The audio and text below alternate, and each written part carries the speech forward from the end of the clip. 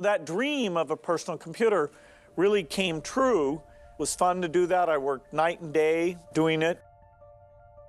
I met Melinda, another employee there, and married her. Now have three wonderful kids. But also the success of Microsoft, I owned part of Microsoft, that became very valuable. Huge numbers. And if I had not given that money to my foundation, I would today have more money than anyone else on the planet. I still have a lot because I haven't put it all into the foundation, but that is the plan. Bill Gates, the extraordinarily successful American business leader and philanthropist, one of the best-known entrepreneurs, who started a business out of a tiny space, and it grew into one of the most powerful companies in the world, Microsoft. One of the wealthiest men on the planet, with an estimated net worth of over $100 billion, but also one of the greatest minds. After spending 13 years as the world's richest man, he now spends his time and energy on tackling global poverty and dedicates his efforts in philanthropic endeavors such as climate change, global health and development, and education. After revolutionizing the tech industry, Bill Gates has become a tech billionaire legend. Talented, driven, a bold achiever with a long-term vision, determined to make a significant positive impact in the world by helping the poorest countries. Bill Gates is an example. This man cares about those in need and is fighting for great causes.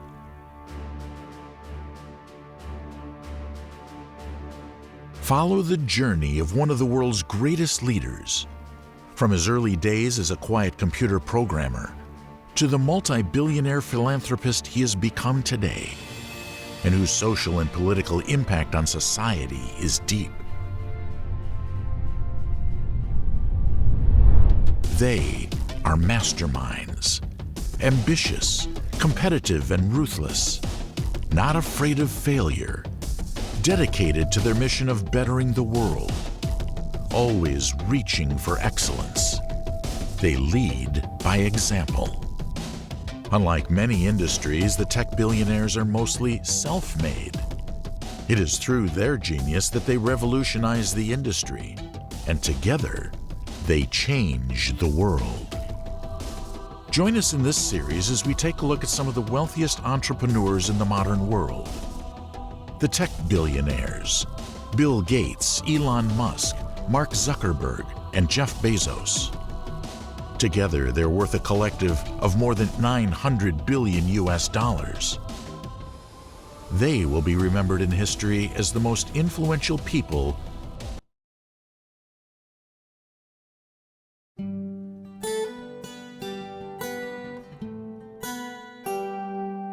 Bill Gates was born William Henry Gates Jr. on October 28, 1955, in Seattle, Washington. He grew up in an upper-middle-class, loving and supportive family, with his older sister, Christiane, and his younger sister, Libby. Their father, William Henry Gates Sr., was a Seattle attorney, philanthropist, and co-creator of the Bill and Melinda Gates Foundation. His mother, Mary Gates, was a schoolteacher and devoted her time to helping raise the children and working on civic affairs and with charities. Gates was a relatively privileged child. His parents encouraged all three children to be competitive and strive for excellence. He excelled in school, showed early signs of competitiveness and intellectual achievement, and quickly gained a fascination for computer language. At 13, he wrote his first software program while at Lakeside High School and met Paul Allen, an encounter that would change his life. Leaving his family at 17, he moved to Cambridge, Massachusetts, and enrolled at Harvard University in 1973, originally thinking of a career in law, but he would change his plans later on. There he met Steve Ballmer, who encouraged him to have more social life. Introvert and often ridiculed as a nerd, Gates was very much into reading and declared himself that he was antisocial. He only dated on rare occasions and made sure whoever he was dating had scored, like him, a high SAT grade.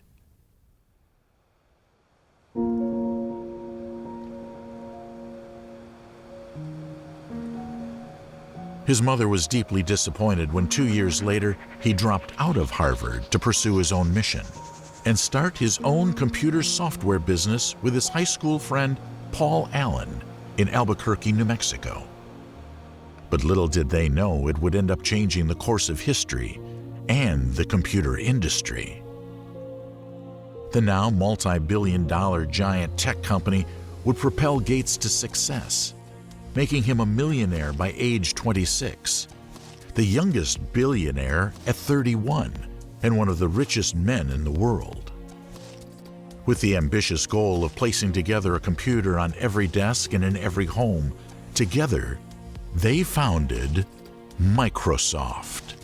Well, we're continually trying to make the computers easier to use. I mean, the idea is that eventually everyone will use a computer as a very important tool. It was interesting for me. I met a lot of other kids who were good at math. Guy hung out, and that was fun. But I was still kind of dreaming of the idea of a personal computer.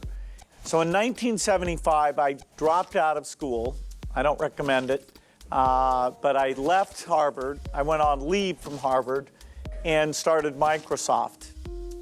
Gates later moved the company to Bellevue, Washington in 1979, closer to where he grew up. Although it started on shaky grounds, by this time, it was grossing approximately $2.5 million.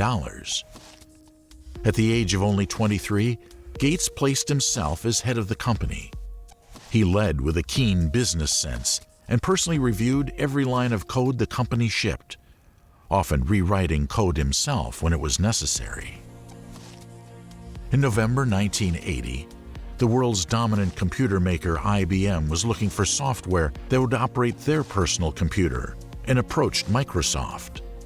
Legend has it that at the first meeting with Gates, someone at IBM mistook him for an office assistant and asked him to serve coffee. Gates expertly manipulated the larger company so that it became permanently dependent on him for basic software. Following the development of software for IBM, between 1979 and 1981, Microsoft's growth exploded. Staff increased and revenue shot up from $2.5 million to $16 million. As the company grew, Gates transitioned from a manager role to an executive. In mid-'81, he was appointed president and chairman of the board. Allen was named executive vice president. By 1983, Microsoft was going global with offices in Great Britain and Japan. An estimated 30% of the world's computers ran on its software. The competition was high as the computer industry was growing with companies like Apple and Intel. But he saw it as a good thing and used it as fuel to keep improving. Well, we've had competitors at every stage of our history. One of the big things for us was IBM saying they'd put us out of business with OS/2. OS/2 isn't as well known today as it was when that was said. Ashton Tate was big in database, Novell in networking software. And so when new competitors come along, it's great for consumers. He even values competitors like Google. Great to have Google out there. It's really pushing us on the internet search. We enjoy that. Fear's not the right word, but the value of competition and the enjoyment and the visibility that brings, that's great. Using various business and marketing tactics, Gates was working hard to make sure the Microsoft software stayed on top. The work we're doing it's not like, we're doing the same thing all day long. We go into our offices and think up new programs. We get together in meetings. We go out and see end users. We talk to customers. There's so much variety, and there's always new things going on. And I don't think there'll ever come a time when that would be boring. Despite the success of Microsoft, Gates never felt totally secure. and he had to demonstrate a strong dedication to his business. Always checking on the competition over his shoulder, he developed a drive and competitive spirit and a confrontational attitude. He became a solid business leader. When we were small, we couldn't do these advanced research things. And so we're stronger today than ever because we have the research lab in Cambridge. We've got a research lab now in China, one in India. And that's where the tough problems in computer science are going to be solved. That's why Microsoft's got such a great future, because we're looking into how to do that speech recognition or visual recognition, things that people have talked about for a long time. We're actually doing it. And that's because we're a company that takes long-term approach. We've got these great researchers, and in this next decade, all of those tough problems will be solved with software. His intelligence allowed him to see all sides of the software industry, from product development to corporate strategy. I enjoy working with the people, talking about what we're going to get done, getting real excited, making sure that the structure is there, that the ideas get measured properly, and really leading the company. That's exciting. Right around the same time as Microsoft, another company was built, the revolutionary Apple. Its CEO, Steve Jobs. It was a natural catalyst for their rivalry, and it actually spurred their success. Though their love-hate relationship is legend, Microsoft and Apple shared many of their early innovations, and they weren't always enemies. In 1981, Apple invited Microsoft to help develop software for Macintosh computers. Well, we've always had lots of competitors. There are a lot of great companies in this industry. It is becoming more software-centric. That is, if you take, why is the Xbox 360 doing so well, or why are other people's things doing well? It's that software capability. And that's a bet that we made at the beginning of the company, that software would be fundamental. We're the company that does the most advanced research in software, and so we think that's going to pay off very well for us. But we love the competition. Some areas like the tablet or interactive TV, we're kind of out on our own. Other areas like search, people see that someone else has done a good job, and we can surprise them by showing that we can match and go beyond. It was through this knowledge sharing that Microsoft developed a new system.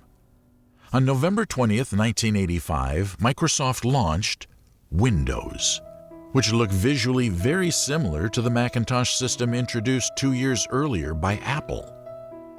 Windows used a mouse to drive a graphic interface, displaying text and images on the screen. This differed greatly from the operating system, developed by Microsoft, where all text formatting showed on the screen as code and not what actually would be printed. In March 1986, Gates took Microsoft public with an initial offering of $21 per share, making him an instant millionaire at age 31. Over time, the company's stock increased in value. Just a year later, in '87, Gates became a billionaire when the stock hit $90.75 a share.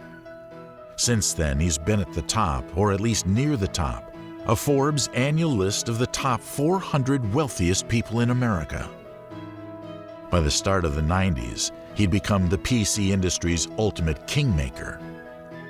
In 1999, with stock prices at an all-time high, Gates' wealth briefly topped $101 billion.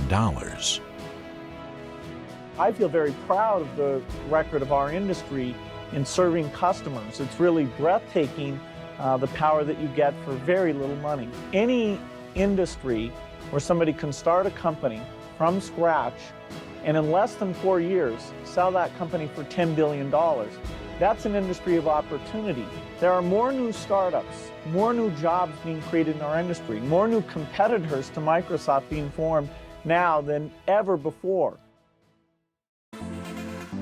It should not be surprising that one of the wealthiest people in the world has an insanely extravagant high-tech home.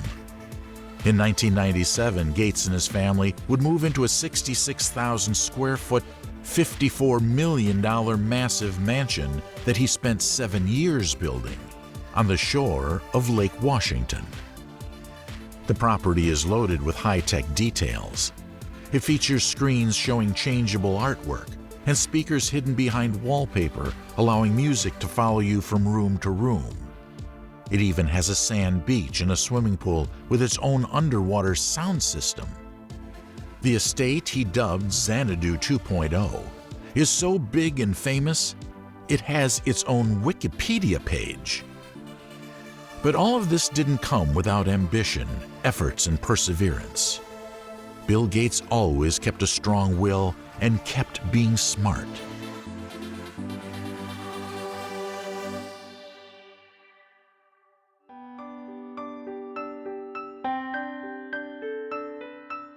Gates also had to overcome his fears to launch Microsoft and make it a success. He had to overcome challenges by eventually learning how to delegate. Before Microsoft became a success, he struggled with self-confidence and actually feared that his business would be a bust. In fact, his first attempt to build his first ever business, Traf Odata at 17 years old with Paul Allen, was a fail. But it would be the early steps of what would ultimately become Microsoft.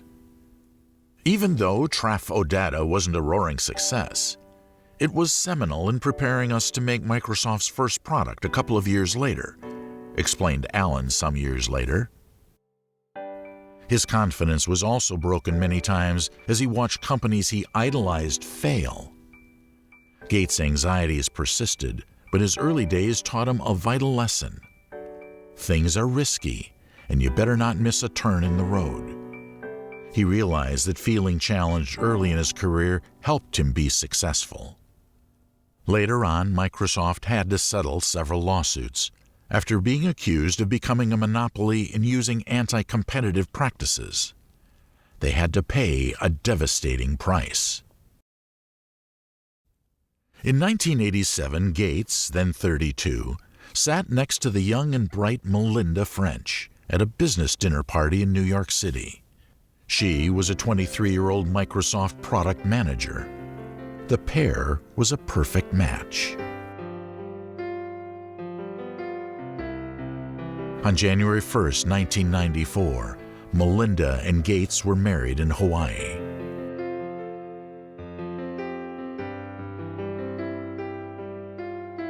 They had 3 children.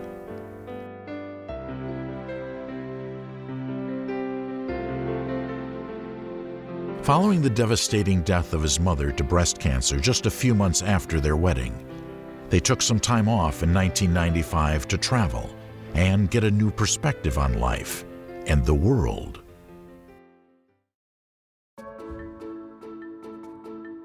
Following the footsteps of his mother and with Melinda's influence, Gates started to gain an interest in becoming a civic leader and a philanthropist. In 1994, the couple established the William Henry Gates Foundation. In 2000, the couple combined several family foundations and made a $28 billion contribution to form the Bill and Melinda Gates Foundation, based in Seattle. It is reported to be the largest private foundation in the world, holding around $50 billion in assets. It is dedicated to supporting education, world health, and reducing extreme poverty across the globe. The foundation is controlled by its 3 trustees, Bill and Melinda, and American investor Warren Buffett, one of the most successful investors in the world today.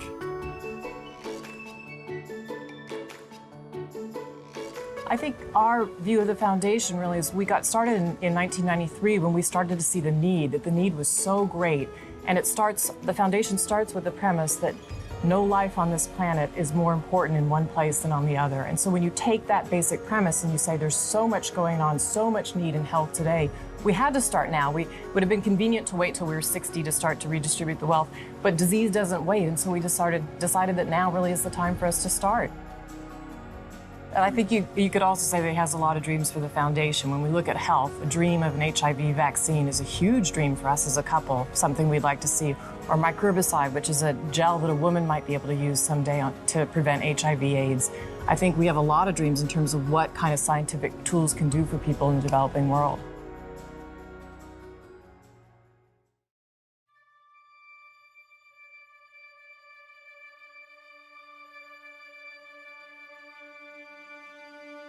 In 2000, Gates stepped down from Microsoft CEO, turning over the job to his childhood friend Steve Ballmer.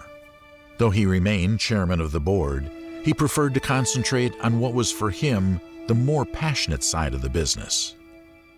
In 2006, Gates further announced he was transitioning himself from full-time work at Microsoft to devote more quality time and energy to the foundation.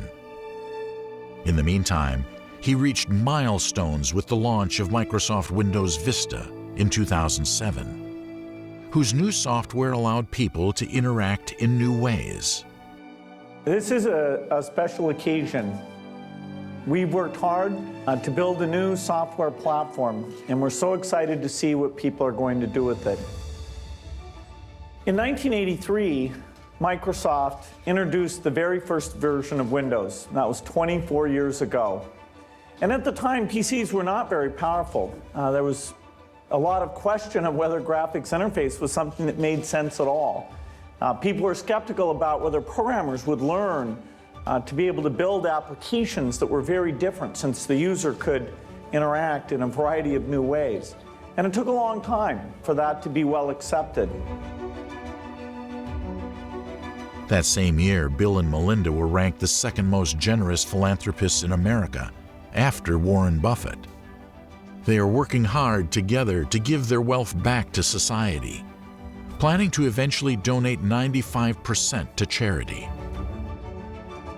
It's my responsibility, I feel, to take these resources of society that I've gotten and give them back in the most impactful way. And that's what's led to the creation of the foundation that my wife and I run. Kind of amazingly, my friend Warren Buffett added a substantial part of his resources to that as well. And so just like at Microsoft, the foundation has taken on very ambitious goals. We want a vaccine for tuberculosis and malaria. We want to reduce all the childhood deaths that happen in these poor countries that really isn't visible to the rich world, and the rich world hasn't put enough energy into that. And so it'll take decades to do that. Very similar to my work at Microsoft, working with smart people, being optimistic, giving them lots of resources. So I'm thrilled I get that chance. And that's the responsibility I have as somebody who's gotten the wealth that Microsoft generated. But Gates makes it clear, fame is not his goal. Well, I don't need to be remembered at all. My wife and I have decided that our foundation will spend all its money within 20 years of when neither of us are around. So we're not trying to create some perpetual thing. Well, none of the people who are at risk of polio know anything about me, nor should they. They are dealing with day-to-day life, and the fact that their child might get crippled, we just need to get rid of that, and then we won't have to talk about it. On June 27, 2008, he gave a teary farewell to Microsoft on his last full day at the company. "There won't be a day in my life that I'm not thinking about Microsoft and the great things that it's doing and wanting to help," said Gates, wiping away tears as the employees rose to give him a standing ovation. Leaving behind a life's work developing software to devote his energy to fight poverty in the world, Gates went on to create greater things. He still works on special technology projects at Microsoft. In February 2014, Gates stepped down as chairman of Microsoft in order to move into a new position as technology advisor. Longtime CEO Steve Ballmer was replaced by Satya Nadella. Over the next few years, Gates' involvement with the foundation occupied much more of his time interest. When we were engaged, Bill and I talked about the fact that this wealth would go back to society. And again, because we both came from families who were deeply involved in volunteerism and giving back, it was just a natural. So I would say the converse has been true for us. One of the most fun things has been Bill now getting to spend full time on the foundation. We were already, obviously, the last 10 years working collaboratively on the foundation, but now that we can do it full time, we're all the more excited and passionate about working together.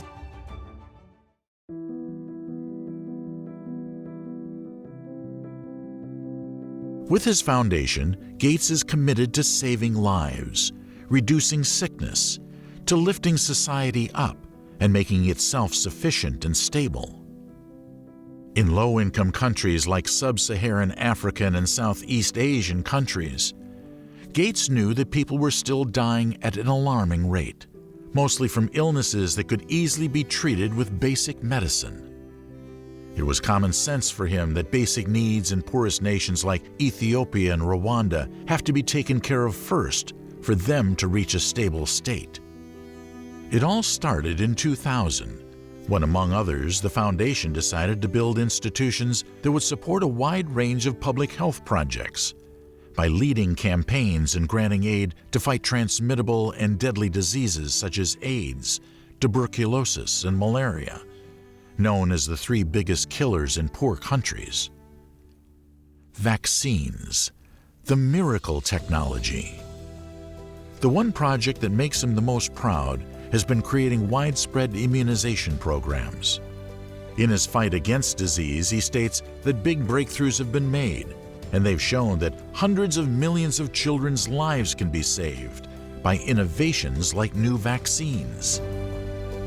It saves children's lives. When you say there are 8 million children who die every single year, many from vaccine-preventable diseases, and we know we can tackle those diseases, it makes me excited about getting those tools out to mothers so that they know they can raise healthy children. The need to get them out into the developing world is greater more than ever before. But it is not an easy journey, and the results don't come automatically. It seems that it isn't enough just to develop powerful medicines. They have to reach the people who need them, and it often means getting medicine to remote villages and war zones. Over the past decades, Gates and his wife Melinda have invested $10 billion into organizations that do this challenging work, including three big ones: Gavi, the Vaccine Alliance, the Global Fund, and the Global Polio Eradication Initiative. He claimed that it was the best investments they had ever made. In 2016, Gates and former UK Chancellor George Osborne pledged £3 billion to help fight against malaria. The cost of a path to a polio-free world has exceeded $10 billion. But since Gavi was founded, the number of children under the age of 5 dying in low and middle-income countries has dropped by about 40%, and they immunized 100 million children in 2018. Well, I'm very lucky. I get to go out and see that now that all the world's children are getting these vaccines, that's making such a difference. Before the UK and our foundation founded Gavi, kids didn't get these vaccines for diarrhea and pneumonia, and the deaths were twice as high.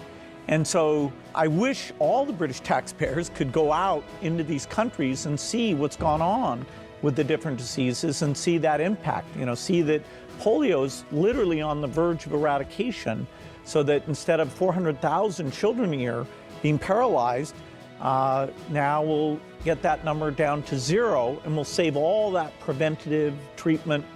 That's really quite phenomenal. And I don't think people understand it's their aid generosity combined with good delivery systems that has led to this phenomenal result. Meanwhile, polio cases have almost disappeared. More recently, in April 2018, Gates announced that he was teaming with Google co-founder Larry Page to provide $12 million in funding for a universal flu vaccine. Although some questioned whether $12 million would be enough to spark any real medical breakthroughs, others praised the intentions behind the investment, while Gates indicated that there could be more to come. Gates also supported the development of drugs and vaccines for livestock diseases, so that the growing population can be fed properly. And the benefit of that is that these societies become stable, they can take care of themselves. So it's an investment in the future, whether you care about terrorism or epidemics, or perhaps most importantly, the humanitarian benefit.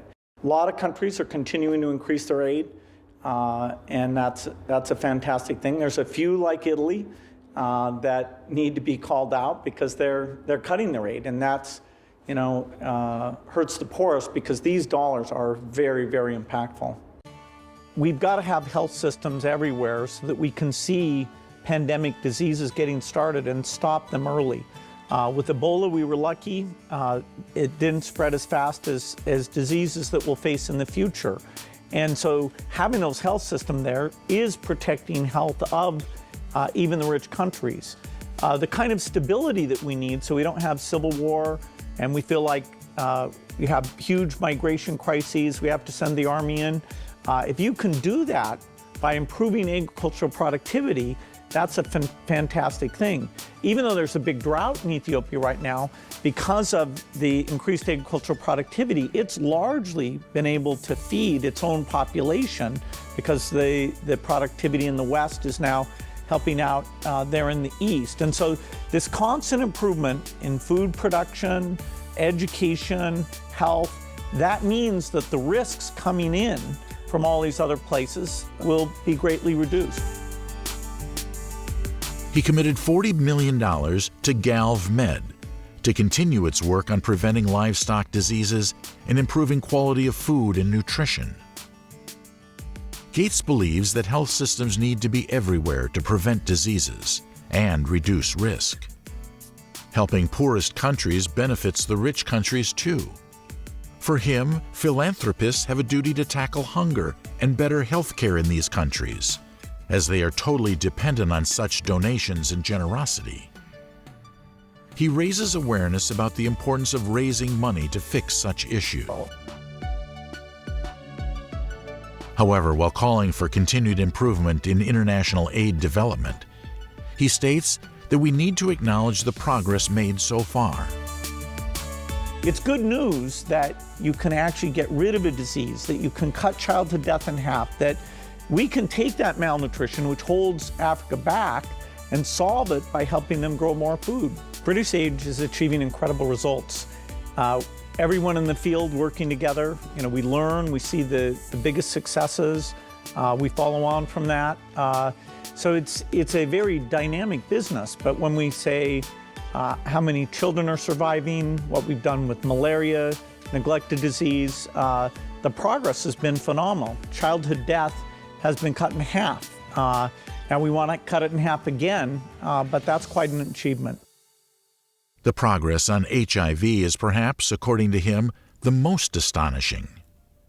Since the Global Fund was created, deaths have fallen by more than a half. It was when I started coming to Africa regularly for the foundation that I got to know Nelson Mandela personally. AIDS was one of the first issues our foundation worked on, and Nelson Mandela was both an advisor and an inspiration. But Nelson Mandela was concerned about the future. He believed people could make the future better than the past. And so that's what I want to focus on for the remainder of my talk. What can South Africa become? What can Africa become? What can the world become? And what must we do to make it that way? Gates saw that there was a possibility for improvement and innovation, and he believes in the economic potential of countries with high levels of malnutrition to do more to tackle the problem.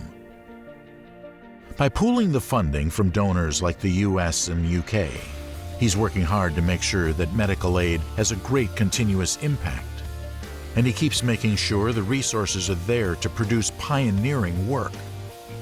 In 2017, the foundation launched the first of its annual Goalkeepers Report, which examines the progress made in important public health areas, including child mortality, malnutrition, and HIV. For Gates, it is important that money goes where the great scientists are.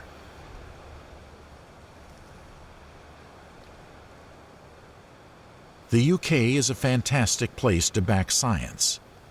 He claimed the US and the UK are where the best science can be found today, which is why he has invested more than $1 billion in their research and institutions. He praises the UK for its commitment, saying it sends a great message, and he gives a sense of engagement with the world, of optimism, and a belief that their approach can make a huge difference.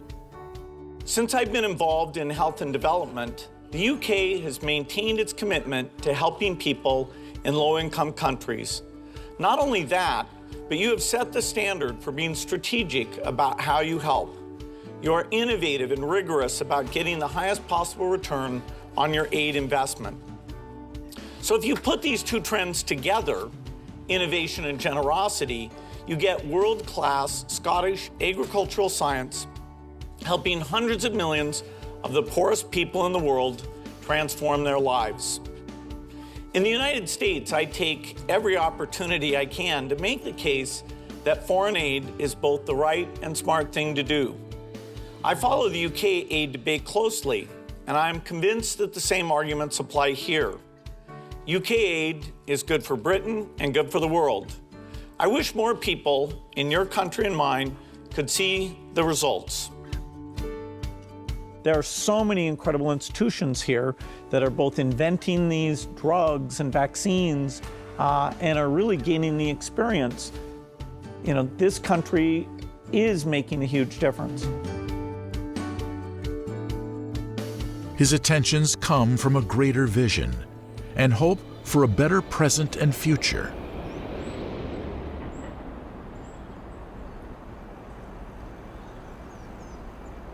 He once declared, "We have to find a way to make the aspects of capitalism that serve wealthier people serve poorer people as well."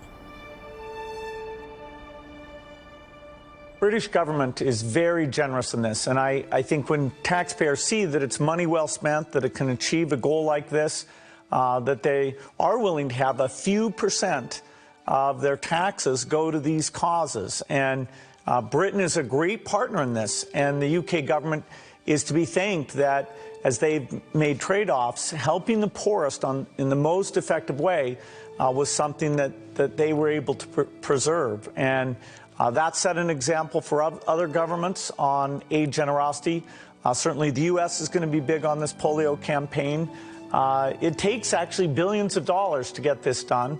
My foundation will be a big giver to this, but we'll have, I think, 16 different countries that are backing it, and the British voters should be proud of their participation in something important like this. Gates is contributing to society in a major way.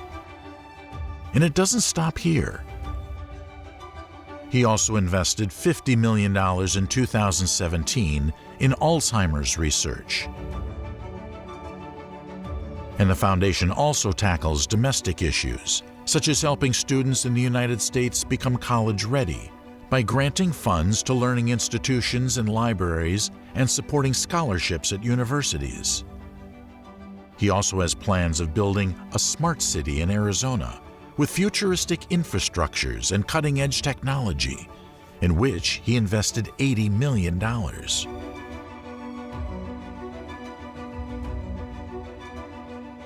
Gates is also fighting climate change. He has urged governments and the private sector to invest in research and development to make clean, reliable energy cheaper. He's invested $2 billion of his own money in clean energy innovation.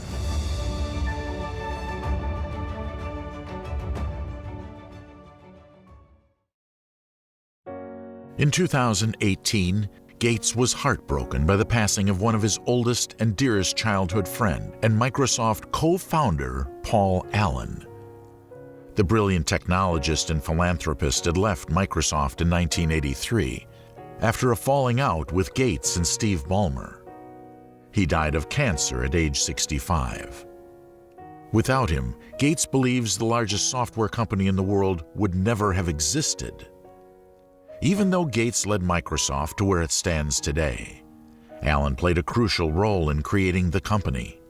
Their relationship throughout the years was tumultuous.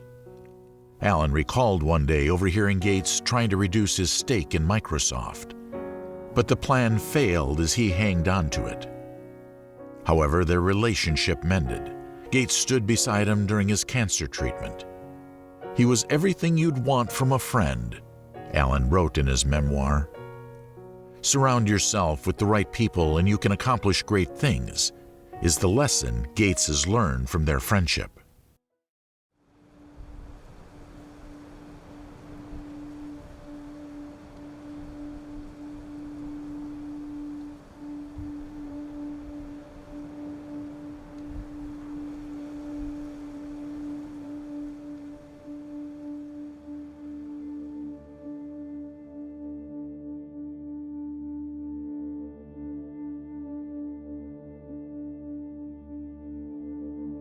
A more difficult pathogen could come along, a form of flu, a form of SARS, or some type of virus that we haven't seen before. And so asking ourselves, are we as prepared for that? We don't know it'll happen, but it's a high enough chance that one of the lessons of Ebola should be to ask ourselves, are we as ready for that as we should be?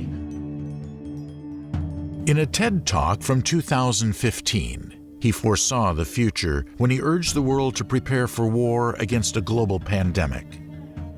After years of warning that the world was not ready, he saw his ominous words come true with the outbreak of the coronavirus in 2020.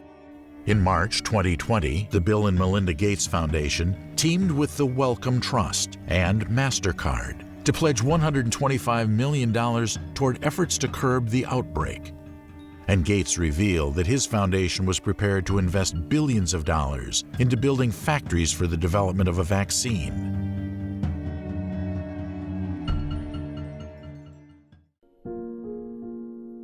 On March 13, 2020, Microsoft announced Gates definitely left his board positions at Microsoft to dedicate his efforts in philanthropic endeavors. In September 2020, his father passed away, leaving Gates with a painful feeling of grief, but also gratitude. He said that his generosity, wisdom, empathy, and humility has had huge influence on people around the world, but mostly on him. Gates looked up to him and wrote a note remembering his father. "He was everything I try to be. I will miss him every day." And, so that's exact things. And in fact, in the latest drought, where Ethiopia had less rains than those needed to go in, was actually very small. Bill Gates has received numerous awards for his philanthropic work. Time magazine named him one of the most influential people of the 20th century. It also named Gates and his wife Melinda, along with rock band U2 lead singer Bono, as the 2005 Persons of the Year. He was knighted as an honorary Knight Commander of the Order of the British Empire, bestowed by Queen Elizabeth II in 2005.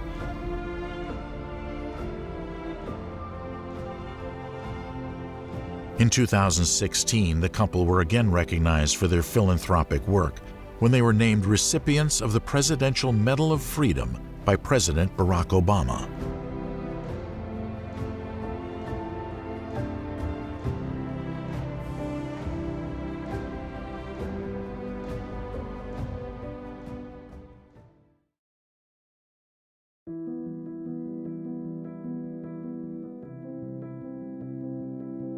Bill Gates has a vast fortune, but he's fighting to make the world a better place by making good use of his money, investing in the right places, and into organizations he believes in. He and Melinda are now renowned for their outstanding charitable work. They have succeeded beyond his wildest dreams. The impact Bill Gates has had on the tech society is undeniable. The impact of his foundation is phenomenal. Aid has made a huge difference. From a loner schoolboy dropout to multi-billionaire tech giant, Bill Gates has had a long journey, and it is not over. At 65 years old and with a hope of making a positive impact in the world, he continues to use all the resources in his power to end poverty and suffering. Our foundation wants to do its part. And so I'm pleased to announce to you that we're pledging an additional $1 billion to...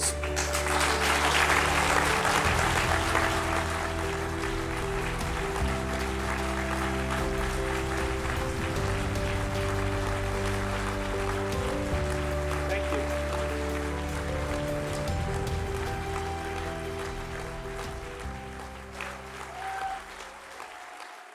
From him we learn that time is valuable and is necessary to move fast. He strives for continuous innovation. With ambition, persistence, and perseverance, he shows us that we can achieve great things. Success didn't make him arrogant, but wise. He remained humble, claiming from a young age that he is not a genius. His optimistic and confrontational attitude, his determination and patience makes him a great example. Bill Gates has made an impact on millions of lives, and his accomplishments are meaningful and significant. If his goal was to place a computer in every home, we can probably say that he has reached it. In 2015, there were more than 1 billion PCs worldwide.